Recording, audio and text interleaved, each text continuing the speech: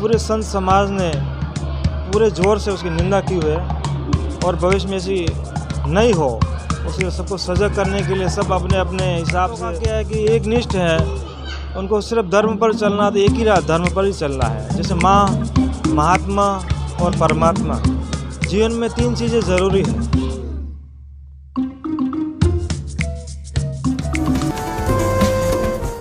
News knock, जो है सही खबर वही। मैं गोपाल सिंह और आप देख रहे हैं न्यूज़ नॉक। दोस्तों, संत समाज देश की परिस्थिति, देश की परिदृश्य और उसके साथ ही समाज को भी बदलने की ताकत रखते हैं।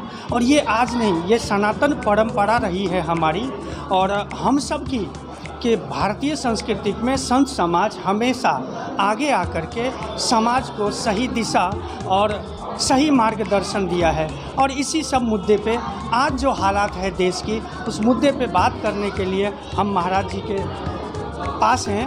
और राजनीति की जो धर्म थी, वो धर्म आज राजनीतिक में प्रवेश कर गई। क्या है प्रतिक्रिया आपकी?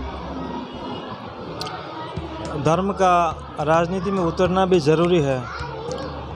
भगवान कृष्ण ने भी कहा है, यदा यदा ही धर्मस्य ग्लानिर्भवति भारत। जब जब धरती पर अत्याचार होता है तब तक परमात्मा का अवतरण होता है।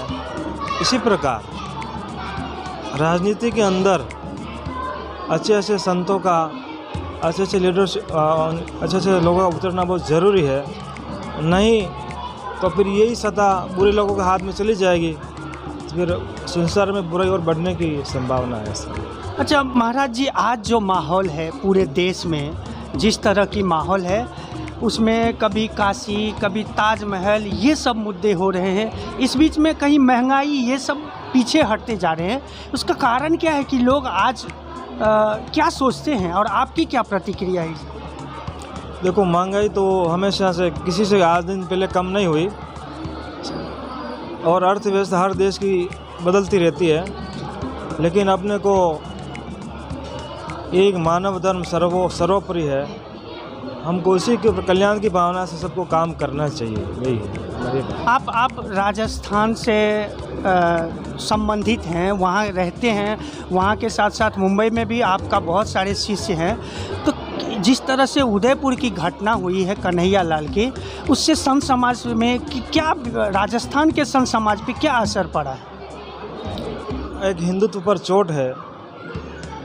जो भी हुआ वो घटना, पूरे संत समाज ने पूरे जोर से उसकी निंदा की हुई है और भविष्य में ऐसी नहीं हो उसके सबको सजग करने के लिए सब अपने अपने हिसाब से प्रयास कर रहे हैं और करते रहेंगे। इसके अंदर क्या लगता है, जो समाज की आज जो नई जनरेशन है, नए युवा हैं, उनकी सोच को भी बदलने के लिए तो संत समाज को तो आगे ही आना पड़ रहा है। तो ऐसा क्या है कि राजनीतिक के जो संत होते हैं, जिसे आजकल नेता कहा जाता है, एक्चुअली राजनीतिक के संत तो वही हुए, समाज की दिशा भी वही मोड़ते हैं, लेकिन आज क्यों उनसे मोह भंग हो रहा है और संतों के प्रति श्रद्धा बढ़ रही है? राजनीति के अंदर आकर के अपना धर्म पालन नहीं करते हैं, सुचारू रूप से अपना अनुशासन पूर्वक नहीं चलाते हैं शासन, तो इसलिए ये कमियां आ रही है।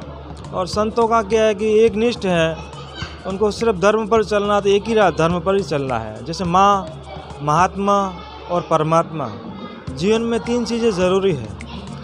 माँ होती है अपने को लालन पालन करके बड़ा करती है।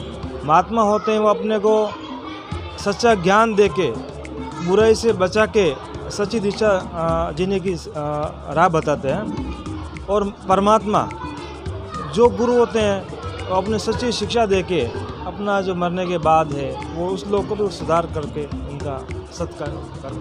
और जिस तरह से आज की परिस्थिति है, अब तो संतों का आगमन, राजनीतिक में प्रवेश जो है वो बहुत ज़्यादा कहा जाएगा पहले के मुकाबले।